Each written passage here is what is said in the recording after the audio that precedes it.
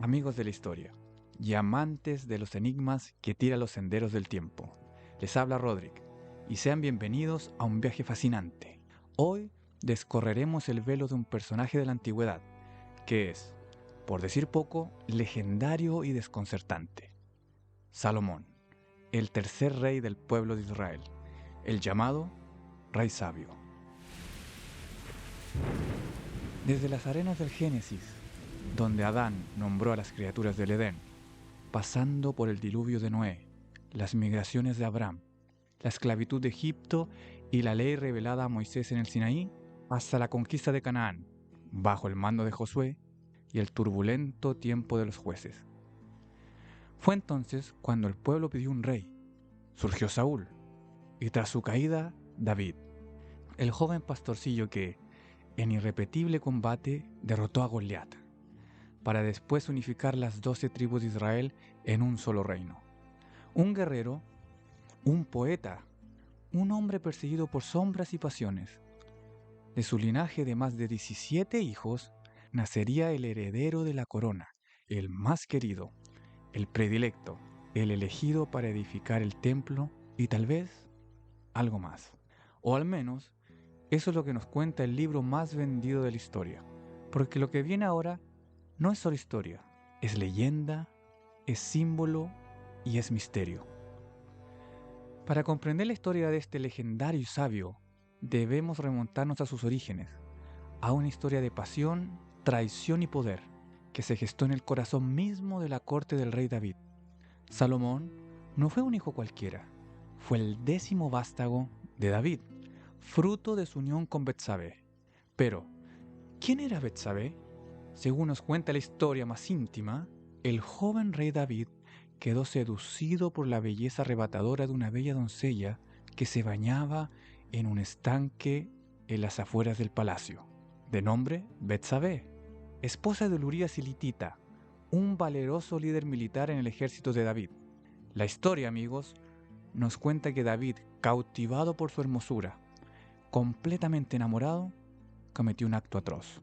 Quiso eliminar el obstáculo que le impedía acercarse a Betsabé y orquestó la muerte de Urías. Mandó al frente de batalla, en una guerra que de antemano se veía desfavorable, confiado en que ya no regresaría al palacio, para poder así desposar a la reciente viuda. Un acto oscuro que, sin embargo, dio origen a la estirpe de Salomón, nacido alrededor del año 1000 a.C. Las estaciones se sucedieron, como las hojas en el viento, y el camino al trono no fue sencillo. Una sombra de la intriga se echaba sobre la sucesión. Adonías, el primogénito de David, clamaba su derecho, pero la astucia de Betsabé y la influencia estratégica del profeta Natán tenía otros planes para el trono. Y así, convencido de que Salomón era no solamente la mejor opción, sino que era el elegido, allanaron el camino para que el joven se proclamara rey. Y así, entre tantas intrigas, confrontaciones y conspiraciones, en un acto de lo que hoy llamaríamos política de estabilización, Salomón puso fin a la existencia de su medio hermano y a la de sus partidarios, para evitar cualquier tipo de motín y así despejar su camino al trono y asegurar su corona. Porque sí, en la Biblia no hay dragones, pero las purgas dinásticas son dignas de cualquier serie de fantasía.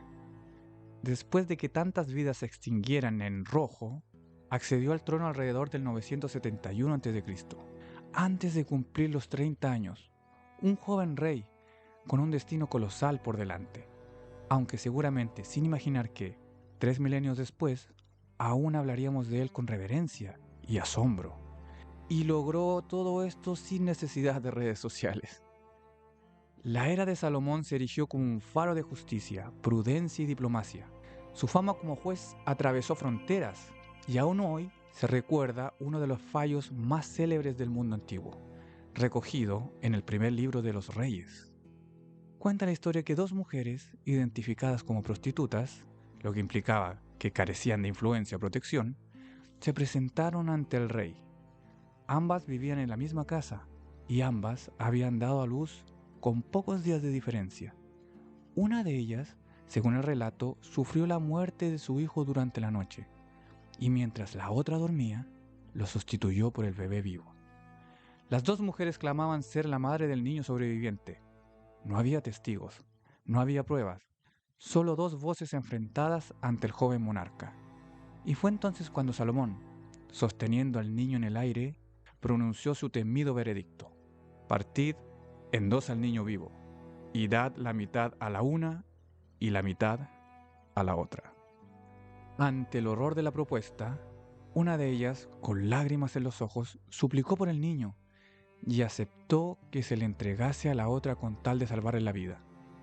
La otra mujer, sin pestañear, aceptó feliz que se le entregara el niño en custodia, pero no contaba con la perspicacia y astucia del gran rey Salomón, que después de meditar un momento, ya no necesitó más información.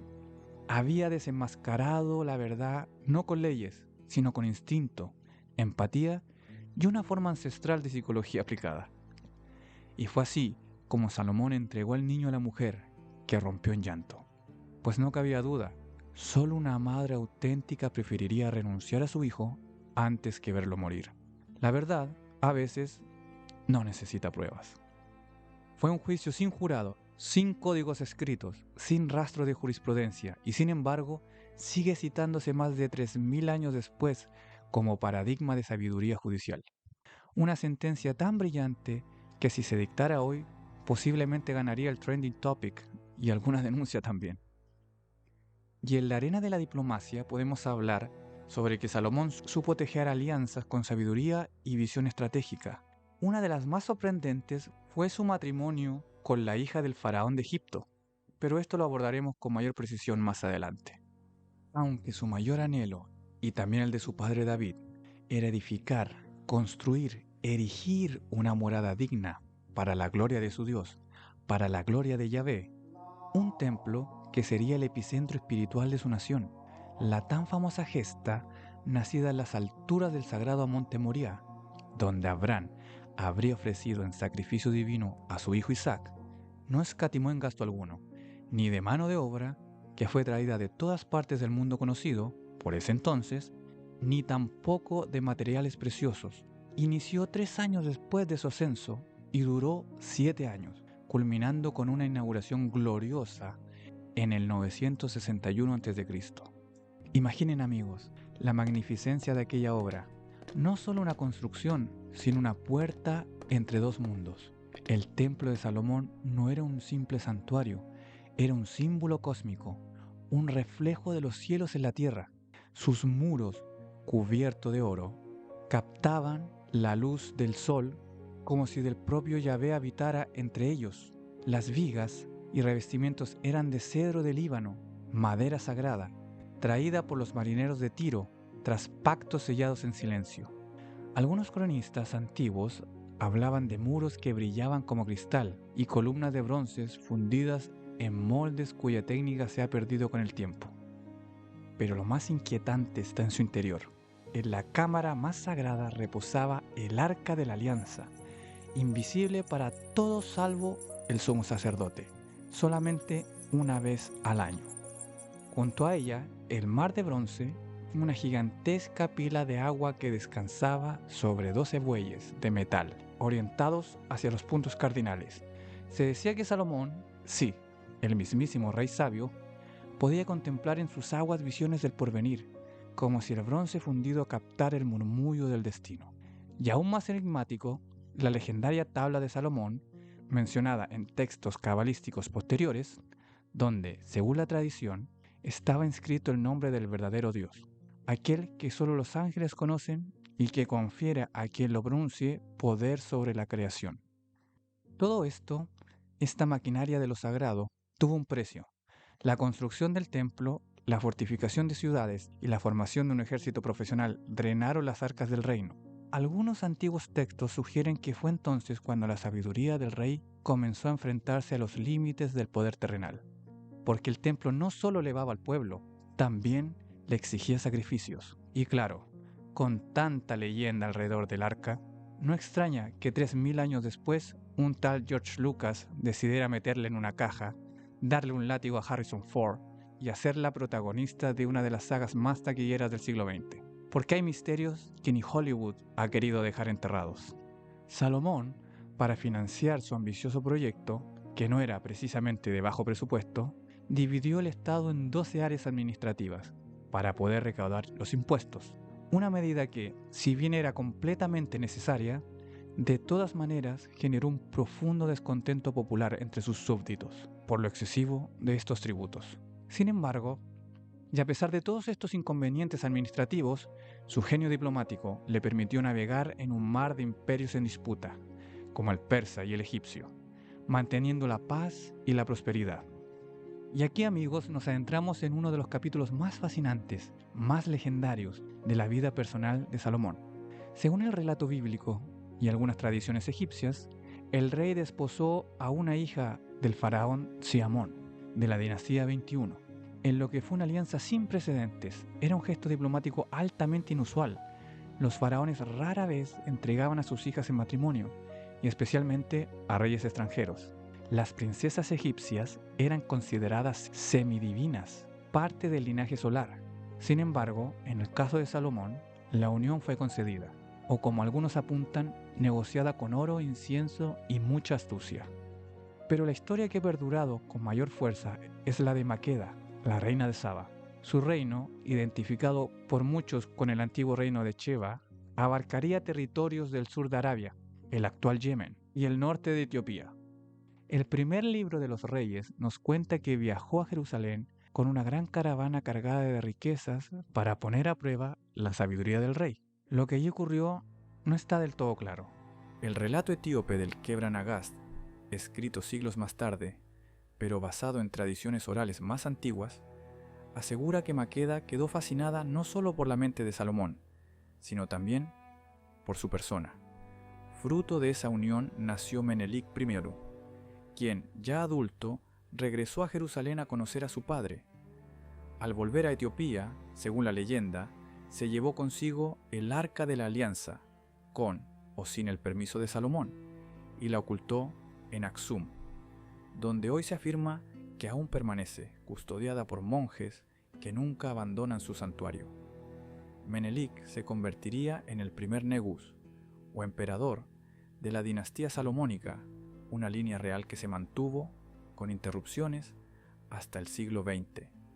Esta conexión ha llevado a algunos historiadores y creyentes a proclamar a Etiopía como el estado más antiguo del mundo, con linaje real ininterrumpido. Un dato que, más allá de su veracidad histórica, nos invita a reflexionar sobre esa zona gris entre lo mítico y lo real, donde la historia se disfraza de leyenda, y la leyenda, a veces, se comporta como historia. Salomón, además de casarse por alianza, también lo hacía por placer. Poseía un vasto harén de más de 1000 mujeres procedentes de diversos rincones del mundo, con diversas culturas. La tolerancia por parte de Salomón de las diferentes religiones y tradiciones de parte de todas sus mujeres, si bien muestra su amplitud de miras, también trajo disputas y desacuerdos entre el pueblo semita, y fue vista por gran parte de Israel como una erosión de la espiritualidad hebrea. A pesar de todas las disensiones existentes, esto no evitó que el rey sabio procreara una amplia prole, una insondable cantidad de hijos. ¿Cuál fue el destino de aquel templo majestuoso? El majestuoso primer templo, la joya de la corona de Salomón, fue destruido en el 586 a.C. por el rey babilónico Nabucodonosor y sus ejércitos, aunque no fue el fin del dolor para el pueblo hebreo, solo el comienzo. Siglos después, en el año 70 después de Cristo, las legiones del Imperio Romano, bajo el mando de Tito, arrasaron el segundo templo, reduciéndolo a cenizas. Reliquias, como la tabla de Salomón y la menorá, fueron llevadas a Roma, y quizás, según algunos, se perdieron para siempre en el saqueo visigodo del 410 después de Cristo. Y mucho más tarde, en el siglo XX, el horror alcanzó su máxima expresión bajo el régimen alemán, cuando millones de judíos fueron perseguidos y exterminados en Europa. 3 épocas, 3 imperios, una misma herida. A Salomón se le atribuyen numerosos textos, desde escritos científicos hasta obras sagradas como el Cantar de los Cantares, los Proverbios, los Salmos y el Eclesiastés, un texto donde ya no habla el rey sabio, sino el hombre sumido en una profunda depresión, cansado y desencantado. Allí, entre líneas, se revela un secreto incómodo, que, tras la gloria, el poder y el conocimiento, todo es vanidad y perseguir el viento. Aunque los intérpretes de los textos sagrados del siglo XX concluyeron que muchas de estas obras fueron escritas siglos después, su figura sigue siendo sinónimo de sabiduría. Salomón falleció en el 922 a.C., dejando tras de sí un reino vasto pero frágil. Su hijo, Roboam, le sucedió, pero la carga de los impuestos y la incapacidad de mantener la unidad llevaron a la fractura del reino. Lo cierto es que Roboam no pudo sortear las vicisitudes y mantener la unidad que le había heredado su padre. 10 de las 12 tribus se separaron, dando lugar a la división entre el reino de Judá y el nuevo reino de Israel en el mismo año 922 a.C. Pero ahora, detengámonos un poco. Dejemos el relato sagrado y pongamos los pies sobre la tierra de los hechos, porque en el frío silencio de la arqueología no hay ni un solo fragmento de piedra que lleve su nombre, ninguna inscripción contemporánea, ningún papiro egipcio, ninguna tablilla babilónica lo menciona.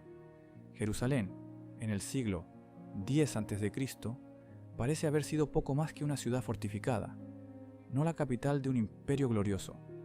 Y sin embargo, en ciudades como Megiddo, Hazor y Gezer, sí se han hallado rastros de construcciones monumentales, ruinas que algunos valientes arqueólogos aún hoy se atreven a atribuir, con cautela, al mítico Salomón. Pero no hay certezas, solo teorías. ¿Existió entonces este rey sabio? Los estudiosos se dividen. Algunos creen que Salomón fue una invención, un héroe literario forjado durante el exilio, cuando el pueblo hebreo necesitaba recordar una edad de oro que quizás nunca existió. Otros afirman que sí hubo un gobernante llamado Salomón, pero que su poder fue mucho más modesto, y que el esplendor que le rodea fue obra del tiempo, la fe y la nostalgia. Lo que la crítica histórica más seria sostiene hoy es lo siguiente: Salomón pudo haber sido un rey o caudillo histórico, pero su imagen ha sido embellecida por la tradición religiosa. No hay evidencia directa de su existencia, pero tampoco puede descartarse por completo. La verdad histórica es que el Salomón de la Biblia está basado, probablemente, en una figura real muy distinta al mito que ha llegado a nosotros. La historia de Salomón es la de un rey de contradicciones, sabio y astuto, constructor y déspota, unificador y paradójicamente el catalizador de la división de su propio reino.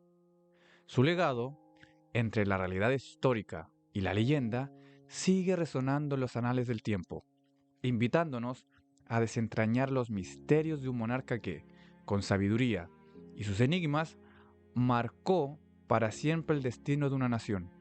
Más allá del mito, nos deja una lección incómoda pero necesaria, que el conocimiento no garantiza la felicidad, y que incluso el más sabio puede perderse en sus propios excesos. Nos habla de la fragilidad del poder, de la soledad que habita en la cima, y de cómo la acumulación, ya sea de mujeres, de riquezas o certezas, no llena el vacío del alma. En el fondo, Salomón es el espejo del ser humano moderno, inteligente y exitoso, pero muchas veces incapaz de encontrar sentido duradero en lo que construye. La voz del Eclesiastés resuena hoy más que nunca: todo es vanidad. Y quizás ese sea su mayor legado, recordarnos que sin equilibrio ni la sabiduría basta para salvarnos de nosotros mismos. Hasta la próxima, amantes de la historia. Suscríbanse y sigamos caminando juntos por senderos del tiempo.